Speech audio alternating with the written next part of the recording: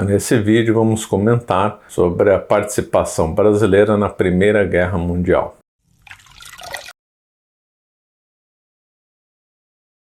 Bom, a Primeira Guerra Mundial eclodiu em 1914, aí logo chegaram as notícias aqui no Brasil, né? E começaram a surgir debates acalorados. Se dividiram, né, na imprensa, entre intelectuais, entre dois grupos. Os aliadófilos, que queriam que o Brasil entrasse na guerra do lado da França e Inglaterra, e os germanófilos, que queriam que o Brasil entrasse do lado da Alemanha. Né? Entre os aliadófilos estavam Rui Barbosa, Graça Aranha e Olavo Bilac. Entre os germanófilos, Capristano de Abreu, grande historiador brasileiro, Oliveira Lima, conhecido germanófilo, e também Assis Chateaubriand, só que depois o Assis Chateaubriand virou adepto da neutralidade. E é óbvio, havia os que defendiam a neutralidade.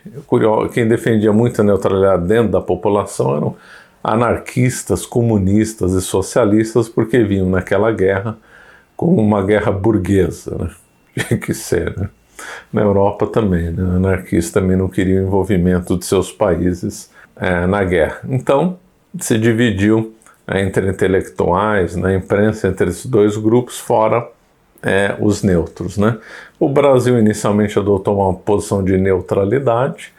Entre esses dois grupos, entre os aliadófilos e os germanófilos, os primeiros eram mais fortes por causa da França, né? Então, os intelectuais amavam a França. Boa parte deles eram francófilos, era grande referência cultural, muitos deles falavam francês, né, a língua culta, ao contrário de hoje, né, que se fala inglês, naquela época se falava francês. Então, por causa do grande influência francesa, a maioria dos intelectuais e dos jornais pendiam para o lado dos aliadófilos, né. O governo brasileiro na República, em geral, se alinhava aos Estados Unidos, e que, aliás, vai mudar. Aliás, isso vai causar a entrada do Brasil na Primeira Guerra. Mas como os Estados Unidos estava neutro, então esse aí não foi um fator que mexeu muito no começo, né? O que mexeu foram as simpatias por França ou pela Alemanha. Dentro do ambiente do Exército também havia uma divisão. Por quê? Porque o Hermes da Fonseca havia enviado uma missão de treinamento de militares brasileiros para a Alemanha, né? Que aí com o intuito de modernizar as nossas forças armadas, que estavam defasadas e tal. Quando eles retornaram, curiosamente, eles receberam o nome de jovens turcos. Por quê? Porque quando eles foram para a Alemanha treinar, eles tiveram convivências com turcos que eram reformadores, né? Do Império Otomano. Havia um intercâmbio comercial com a Alemanha e o Império Otomano. Depois o Império Otomano vai se alinhar com a Alemanha, né? Então esses militares brasileiros conviveram com esses turcos reformistas também, né? E aí, quando eles voltaram para o Brasil, ficaram conhecidos como jovens turcos. Em contraposição a isso, a Força Pública aqui de São Paulo, né, liderada pelo Pedro de Toledo, havia convocado uma missão francesa para treinar a força pública.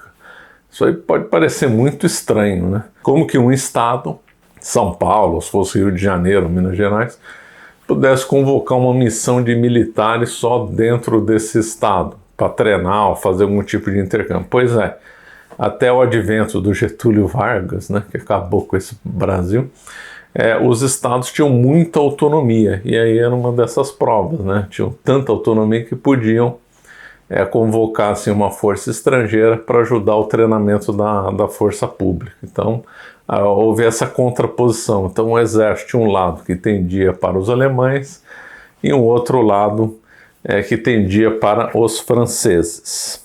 Porém, a coisa mudou totalmente em 1917, quando os Estados Unidos rompeu relações diplomáticas com a Alemanha e depois declarou guerra à Alemanha.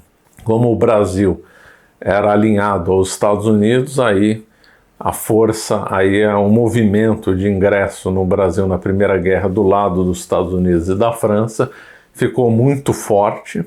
Isso daí, essa tendência aumentou mais quando no dia 4 de abril de 1917 o navio mercante Paraná, que se deslocava do Rio de Janeiro para a França, com uma carga de café e feijão, foi torpedeado por um submarino alemão, né? Então aí houve comoção aqui no Brasil, houve uma forte pressão para o Brasil entrar do lado dos Estados Unidos na guerra. Aí na sequência dos acontecimentos, em maio de 1917, outros navios mercantes no Brasil também foram afundados pelos alemães. Então aí já não tinha mais jeito.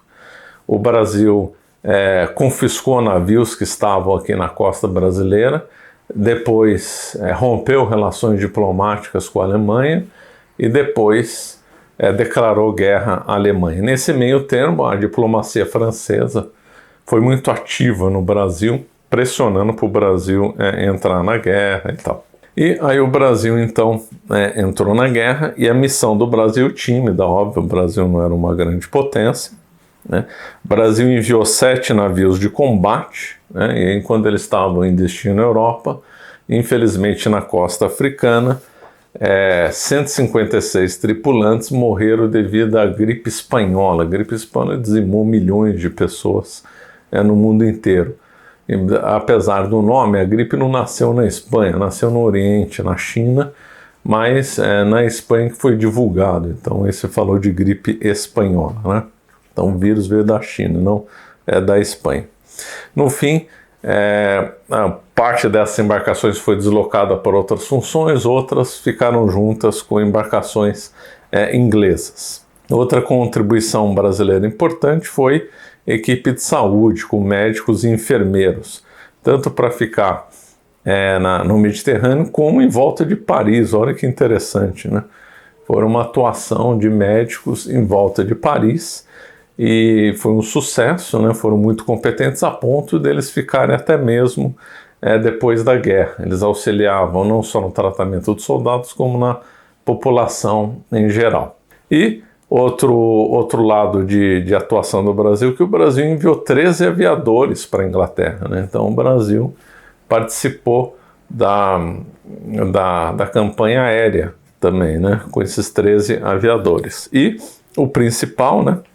Que aliás é triste que esse fato seja esquecido, que o Brasil enviou 24 oficiais para a França, para justamente eles serem bem treinados, conhecer as técnicas de guerra francesas, né, voltarem para levar um continente maior, né, de homens para a Europa. Ou seja, o Brasil estava se preparando para levar mais gente para a Europa, e tinha levado esses oficiais justamente para efetuar um treinamento junto com a tropa francesa. E aí que está lamentável que se esquece a figura do grande José Pessoa, né?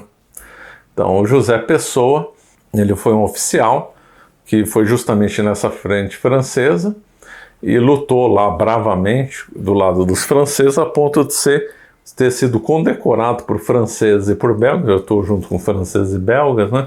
Foi condecorado por bravura, esse José Pessoa. E ele recebeu treinamento em tanque de guerra lá. E aí, quando ele voltou para o Brasil, ele foi um pioneiro na introdução de tanque de guerra.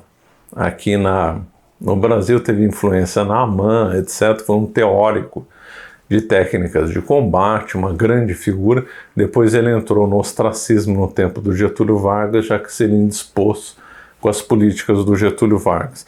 Mas é absolutamente lamentável que o Brasil esqueça grandes figuras como José Pessoa, condecorado por bravura na frente francesa, né, na frente ocidental da guerra. Lamentável.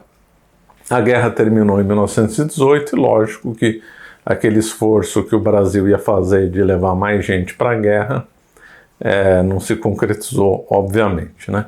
Então, aqui nesse curto vídeo, então, abordamos a entrada do Brasil na Primeira Guerra Mundial. E aproveitando, até o dia 1º de fevereiro, né, até o dia 1º de fevereiro de 2023, nós teremos a promoção de quem quiser assinar a Escola da Verdade Histórica também levará de brinde o Clube de História. Não aproveite essa oportunidade, não perca essa chance de pegar essa promoção. Só vai até o dia 1º de fevereiro. Então, na aquisição da Escola da Verdade Histórica, levará de brinde o Clube de História. Vai só até o dia 1º de fevereiro. Se você gostou desse nosso vídeo, por favor, se inscreva no nosso canal e nos siga nas redes sociais. Obrigado.